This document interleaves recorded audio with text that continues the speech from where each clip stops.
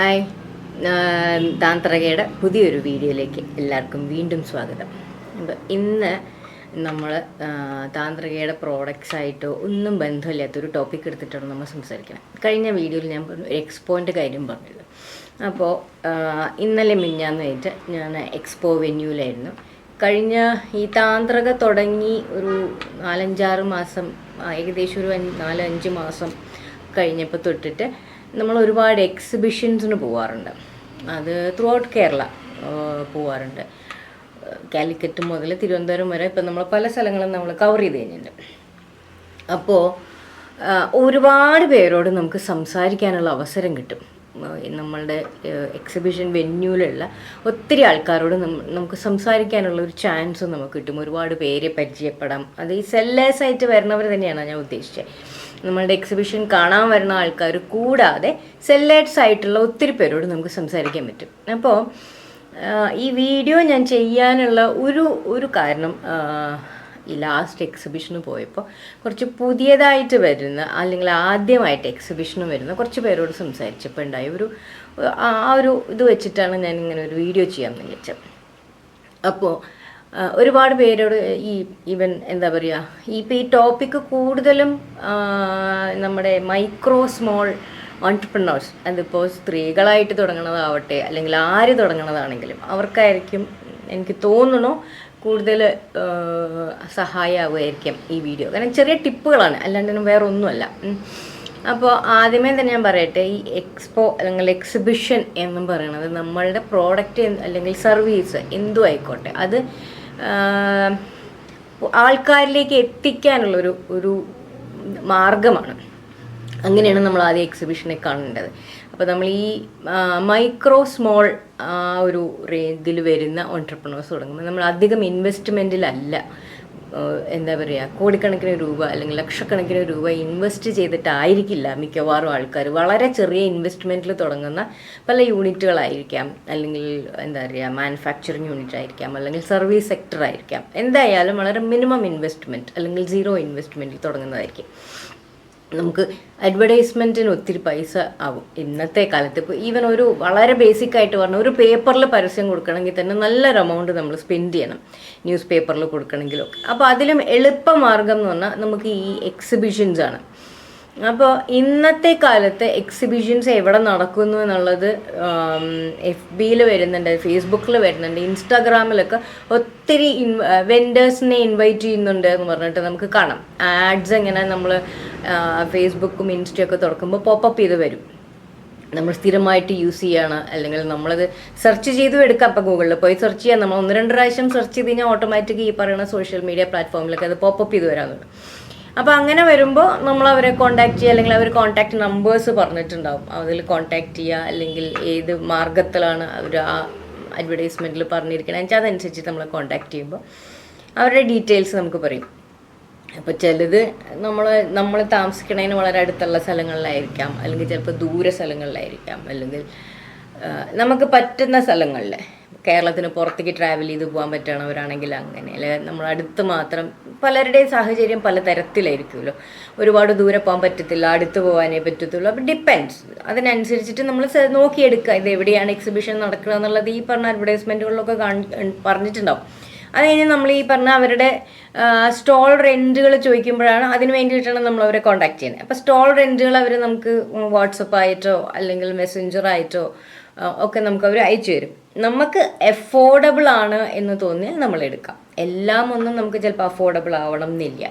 ചില എക്സിബിഷൻസിന് per day 10,000, 15,000, 20,000 എന്നൊക്കെ മേടിക്കുന്ന ആൾക്കാരുണ്ട്. അപ്പം നമ്മൾ ഈ പറഞ്ഞ നമ്മളെല്ലാവരും മിനിമം എക്സ്പെൻസിലാണല്ലോ നമ്മൾ നോക്കുന്നത്. അപ്പം നമ്മളെ കൊണ്ട് അഫോർഡബിൾ ആണോ എന്ന് നോക്കുക. അഫോർഡബിൾ ആണ് റേറ്റിൽ നമുക്ക് പോകാൻ സൗകര്യം നോക്കിയിട്ട് പറ്റുന്നതാണെങ്കിൽ എടുക്കുക. അപ്പോൾ സ്ത്രീകളാണെങ്കിൽ ഇപ്പോൾ ദൂര സ്ഥലത്തേക്ക് പോകണമെന്നുണ്ടെങ്കിൽ ഒറ്റയ്ക്ക് ട്രാവൽ ചെയ്യാൻ പറ്റുമോ? ചിലപ്പോൾ 2-3 ദിവസത്തെ എക്സിബിഷൻ ആണെങ്കിൽ നമ്മൾ അവിടെ പോയി താമസിക്കേണ്ടി വരും. ഇപ്പോൾ എന്താ പറയുക, ലെറ്റ്സ് സേ ഇപ്പോൾ ഞാൻ എറണാകുളം ബേസ്ഡാണ്. ഇപ്പോൾ എറണാകുളത്ത് ഒരു കാലിക്കറ്റിൽ എക്സിബിഷന് പോകണമെന്നുണ്ടെങ്കിൽ നമ്മൾ അന്ന് രാവിലെ എത്തണ പോലെ എത്തിക്കഴിഞ്ഞാൽ ചിലപ്പോൾ അതിനകത്തൊരു ചെറിയ റിസ്ക് ഫാക്ടർ ഉണ്ട്. കാരണം ട്രെയിനിൽ പോയാലും അല്ലെങ്കിൽ ബസ്സിൽ പോയാലും ഇതിന് പോയാലും ലേറ്റ് ആവാനുള്ളൊരു സാധ്യതയുണ്ട്. അപ്പം നമ്മൾ കഴിയുന്നതും റിസ്ക് ഒഴിവാക്കി തലേ ദിവസം എത്താൻ ശ്രമിക്കുക. അപ്പോൾ നമ്മളവിടെ സ്റ്റേ ചെയ്യാൻ എന്താണല്ലേ നോക്കണം. ഒന്നുമില്ലേ നമ്മളുടെ റിലേറ്റീവ്സ് ഉണ്ടോ, ഫ്രണ്ട്സ് ഉണ്ടോ, അതെല്ലാം നമ്മൾ നോക്കിയിട്ട് വേണം ഈ എക്സ്പോ നമ്മൾ എന്താ പറയുക എടുക്കാൻ വേണ്ടിയിട്ട്, ആ എക്സ്പോൻ്റെ വെന്യൂ നമ്മൾ എടുക്കാൻ വേണ്ടിയിട്ട്, നമ്മൾ കൺഫേം ചെയ്യാൻ വേണ്ടിയിട്ട്. അപ്പോൾ ഇതെല്ലാം കഴിഞ്ഞ് കഴിഞ്ഞാൽ എല്ലാവരും ചോദിക്കണം, എക്സ്പോ വെന്യൂ നമ്മൾ പേയ്മെൻറ്റ് ചെയ്തു, എക്സ്പോ ഇന്ന ഡേറ്റാണ്, നമ്മളവിടെ എത്തി. അപ്പോൾ അവർ നമ്മളോട് എന്താ പറയുക എക്സ്പോന് നമുക്ക് തരുന്ന സ്പേസ് എല്ലാം ഒന്നും കിയോസ് പോലെ ആയിരിക്കണം എന്നില്ല. ചിലർ പറയും ഒരു ടേബിൾ 2 ചെയർ നമുക്ക് തരും എന്ന് പറയും, ചിലർ പറയും 2 ടേബിൾ 2 ചെയർ എന്ന് പറയും. ഡിപ്പെൻസ്. അപ്പോൾ ആ ടേബിളിൻ്റെ സൈസും അവർ പറഞ്ഞിട്ടുണ്ടാവും നമ്മുടെ അടുത്ത്. എപ്പോഴും അങ്ങനെ തന്നെയാണ് ഉണ്ടാവാറ്. ഇത്ര സൈസുള്ള ഒരു ടേബിൾ അല്ലെങ്കിൽ ഇത്ര സൈസുള്ള 2 ടേബിൾ ആൻഡ് ദെൻ 2 ചെയർ, അങ്ങനെയൊക്കെയാണ് പറയുക. ചിലത് ക്യൂബിക്കിൾമാർ നമുക്ക് തരും സെപ്പറേറ്റ് ആയിട്ട്. അപ്പോൾ അതിൻ്റെ എല്ലാം സൈസ് ഇപ്പം നമ്മൾ ഇൻ്റർനാഷണൽ ബുക്ക് ഫെസ്റ്റിവൽ പോലത്തെ സ്ഥലങ്ങളിലൊക്കെ ആണെങ്കിൽ അവർ പറയും 3x3 ഇതാണ് തരുന്നത്, ഒരു ക്യൂബിക്കിൾ പോലെയാണ് തരുന്നത് എന്ന് പറയും. നമ്മൾ നോക്കുക ആ സൈസ് നമ്മളുടെ പ്രോഡക്റ്റിന് യൂസബിൾ ആണോ എന്ന് നോക്കുക. ഇനീഷ്യലി ചിലപ്പോൾ നമ്മൾ നമ്മുടെ കയ്യിൽ നിന്ന് പൈസ എടുത്തിട്ട് ഇങ്ങനത്തെ എക്സിബിഷനുകൾക്ക് പോകേണ്ടി വരും.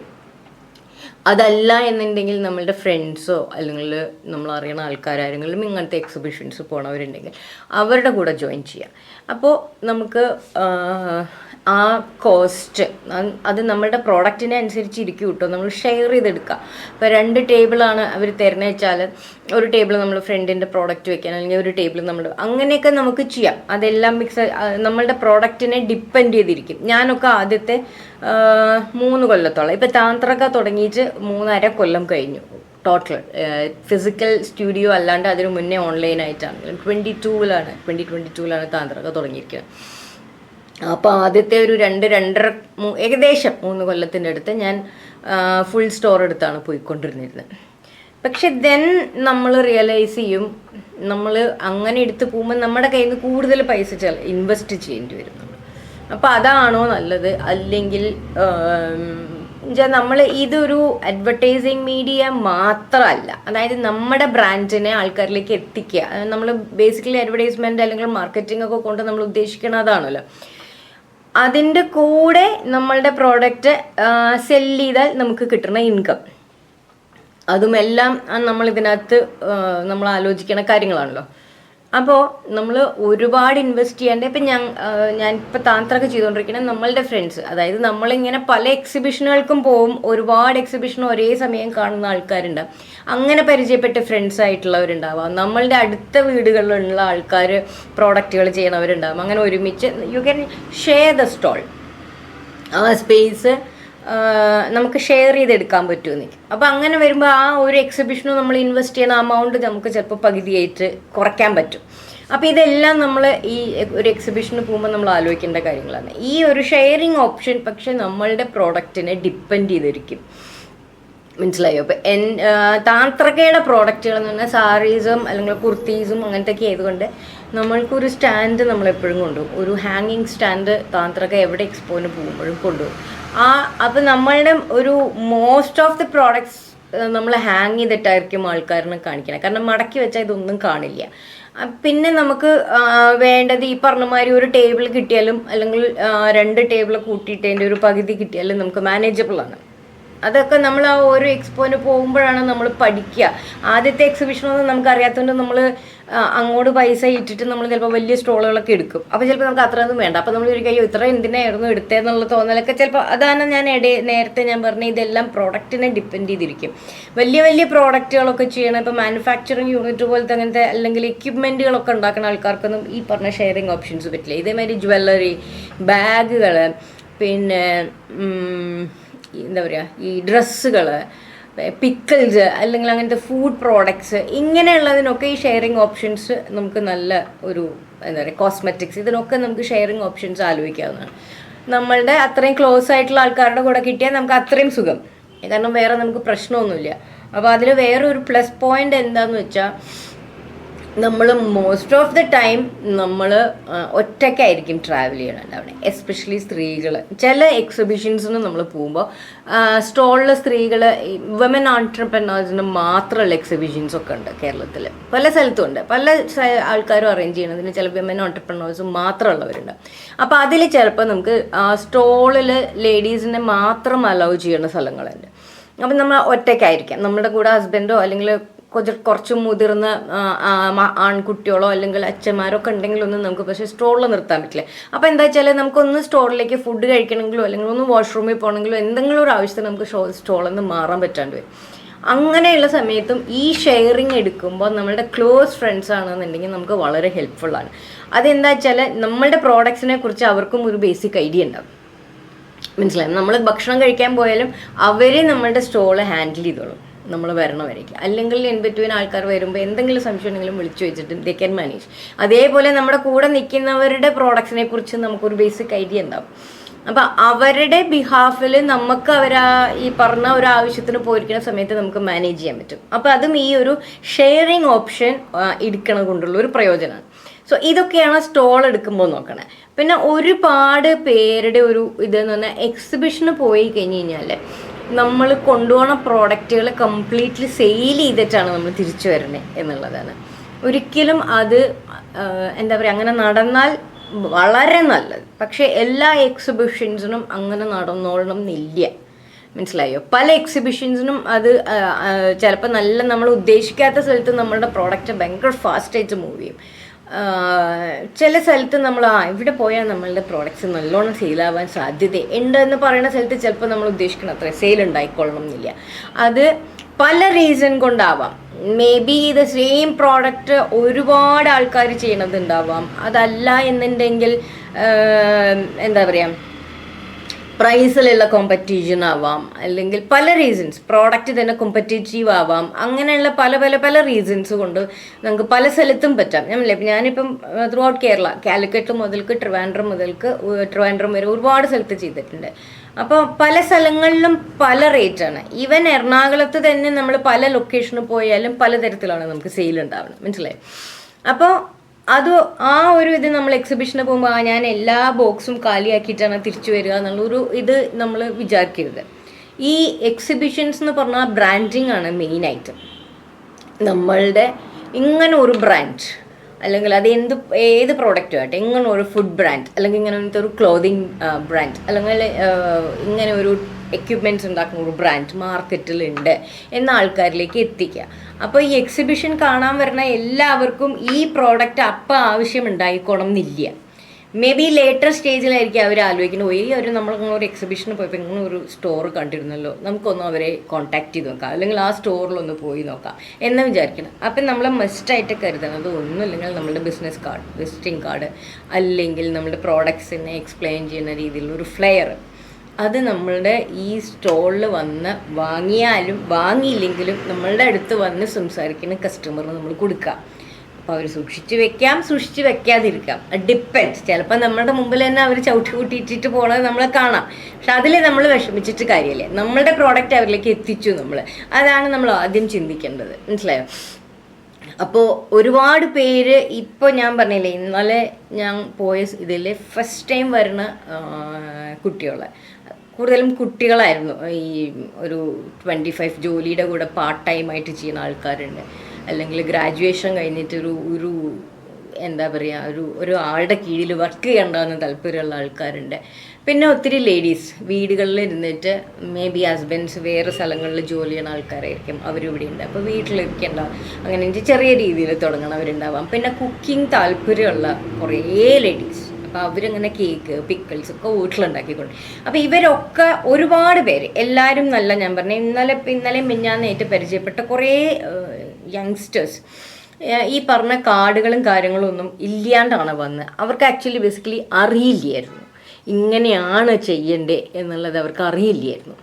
അപ്പോൾ ആ കുറച്ച് കാര്യങ്ങൾ നമ്മൾ ശ്രദ്ധിക്കുക. ഈ പറഞ്ഞപ്പോൾ ഞാൻ നേരത്തെ പറഞ്ഞ് നമ്മുടെ കാർഡ് മേടിച്ചുകൊണ്ട് പോയിട്ട് അപ്പം വാങ്ങാത്ത ആൾക്കാർ, എൻ്റെ ഇപ്പം താന്ത്രക്കയുടെ എക്സ്പീരിയൻസിൽ തന്നെ 2 ഇയേഴ്സ് കഴിഞ്ഞിട്ട് എന്നെ വിളിച്ചിട്ട് എൻ്റെ സ്റ്റോറിൽ വന്നിട്ട് സാധനം മേടിച്ച് പോയിട്ടുള്ള ആൾക്കാരുണ്ട്. എന്നുവെച്ചാൽ ആ കാർഡ് അവർ സൂക്ഷിച്ച് വെച്ചിരുന്നു. എന്നിട്ട് ഞങ്ങൾ ഇന്ന സ്ഥലത്ത് എക്സിബിഷന് വന്നപ്പോൾ നിങ്ങളെ വന്ന് മീറ്റ് ചെയ്തിട്ടുണ്ടായിരുന്നു, അപ്പോൾ നിങ്ങളുടെ പ്രോഡക്റ്റുകൾ ഇഷ്ടപ്പെട്ടിട്ടുണ്ടായിരുന്നു എന്ന് പറഞ്ഞ് വിളിച്ചിട്ട് താന്ത്രകയുടെ സ്റ്റോർ അന്വേഷിച്ച് വന്ന ആൾക്കാരും ഉണ്ട്, അവൻ വന്നിട്ട് സാധനം വാങ്ങിച്ചിട്ടുണ്ട്. അപ്പോൾ അതാണ് എക്സിബിഷൻ കൊണ്ട് നമ്മൾ ഉദ്ദേശിക്കുന്നത്. ഇറ്റ്സ് ബേസിക്കലി മാർക്കറ്റിംഗ് അല്ലെങ്കിൽ ബ്രാൻഡിങ് അല്ലെങ്കിൽ അഡ്വർടൈസ്മെൻറ്റ്, ഇതൊക്കെയാണ് ഈ എക്സിബിഷൻ കൊണ്ട് നമ്മൾ ഉദ്ദേശിക്കുന്നത്. ഓക്കെ, അപ്പോൾ 1, 2, 3 ടിപ്പുകളാണ് ഞാൻ പറയാൻ ഉദ്ദേശിച്ചത്. പക്ഷെ പറഞ്ഞു വന്നപ്പോൾ എനിക്ക് തോന്നുന്നു വീഡിയോ ഇച്ചിരി ലോങ് ആണെന്ന് തോന്നുന്നു. അപ്പോൾ പിന്നെ ഇനി എന്തെങ്കിലും പോയിന്റ് സംശയം ഉണ്ടെങ്കിൽ ചോദിച്ചോളൂ, ഞാൻ കമൻറ്റിൽ ചോദിച്ചോളൂ. ഞാൻ ആ കമൻറ്റിൽ തന്നെ റിപ്ലൈ ആയിട്ട് ഞാൻ തരാം. അപ്പോൾ പെട്ടെന്ന് ഓർമ്മ വന്ന 2-3 കാര്യങ്ങളാണ് ഞാൻ പറഞ്ഞത്. ഒന്ന്, നമ്മൾ സ്റ്റോള് സെലക്ട് ചെയ്യുമ്പോൾ ആലോചിക്കേണ്ട അല്ലെങ്കിൽ എങ്ങനെ എക്സിബിഷൻ കണ്ടുപിടിക്കുക എന്നുള്ളത്. പിന്നെ എക്സിബിഷന് പോകുമ്പോൾ നമ്മൾ ഇതാവുന്നില്ല. പിന്നെ നമ്മളുടെ പ്രോഡക്റ്റിനെ എന്തുമാത്രം എക്സ്പ്ലെയിൻ ചെയ്യാൻ പറ്റും എന്നുള്ളതും ഇതിനകത്ത് വലിയൊരു പോയിന്റാണ്.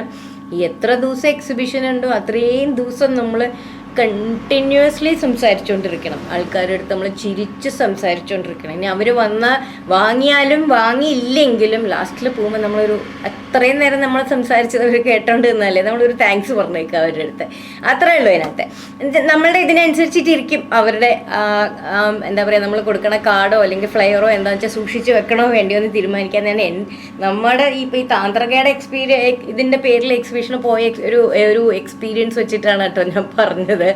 അപ്പോൾ പലർക്കും പലതരത്തിലായിരിക്കാം എക്സ്പീരിയൻസ്. ഞാനിപ്പോൾ എൻ്റെ എക്സ്പീരിയൻസ് വെച്ചിട്ടാണ് പറഞ്ഞത്. അപ്പോൾ ഇങ്ങനെയുള്ള കുറച്ച് കാര്യങ്ങളാണ് നമ്മൾ എക്സിബിഷന് പോകുമ്പോൾ സൂക്ഷിക്കേണ്ടത്. പിന്നെ നിങ്ങളുടെ പ്രോഡക്റ്റിനനുസരിച്ചിട്ടാണ് എക്സിബിഷൻ എന്തുമാത്രം കൊണ്ടുപോകണം. ഇപ്പം ചില പ്രോഡക്റ്റുകളൊക്കെ ആണെന്നുണ്ടെങ്കിൽ നമുക്കത് എന്താ പറയുക, ആ സമയത്ത് പ്രോഡക്റ്റ് കാണിച്ചിട്ട് ഓർഡർ പ്ലേസ് ചെയ്യണ പ്രോഡക്റ്റ് ഉണ്ട്, അപ്പം നമുക്ക് അധികം കൊണ്ടുപോകണ്ട. അപ്പോൾ തന്നെ അപ്പ് ഫ്രണ്ട് വിൽക്കുന്ന അല്ലെങ്കിൽ സെല്ല് ചെയ്യുന്ന പ്രോഡക്റ്റുകളാണെങ്കിൽ നമ്മൾ ഇപ്പോൾ സാരീസും ഡ്രസ് മെറ്റീരിയൽസും ഒക്കെ ആണെങ്കിൽ നമ്മൾ അതനുസരിച്ചിട്ട് എടുക്കുക. ഇപ്പം ഞാനൊക്കെ എല്ലാം കൂടി ഒരു 50 പീസ് 60 പീസൊക്കെയാണ് കൊണ്ടുപോകുക, മനസ്സിലായി. അപ്പോൾ അതനുസരിച്ചിട്ടാണ് അതിൻ്റെ ഇത് വരുന്നത്. അപ്പം അതിലൊന്നും നമുക്കൊന്നും ആർക്കും പറഞ്ഞു കൊടുക്കാൻ പറ്റില്ല. പക്ഷേ ഇങ്ങനത്തെ ചെറിയ ചെറിയ ടിപ്പുകൾ നമുക്ക് പറഞ്ഞു കൊടുക്കാം അറിയാത്തവർക്ക് എന്നുള്ളതാണ്. അപ്പോൾ അതാണ് ഞാൻ ഇന്നത്തെ വീഡിയോയിൽ. ഇത് ഇഷ്ടപ്പെട്ടു എന്ന് വിചാരിക്കുന്നു. ഇതിപ്പോൾ ഇന്നലെ ഇങ്ങനെ കുറേ പേരെടുത്ത് സംസാരിച്ചപ്പോഴാണ് ഞാനിങ്ങനെ ഒരു വീഡിയോ ചെയ്യാമെന്ന് വിചാരിച്ചത്. ഓക്കെ, അപ്പോൾ ഇന്നത്തെ വീഡിയോ ഇവിടെ നിർത്തുന്നു. Thank you.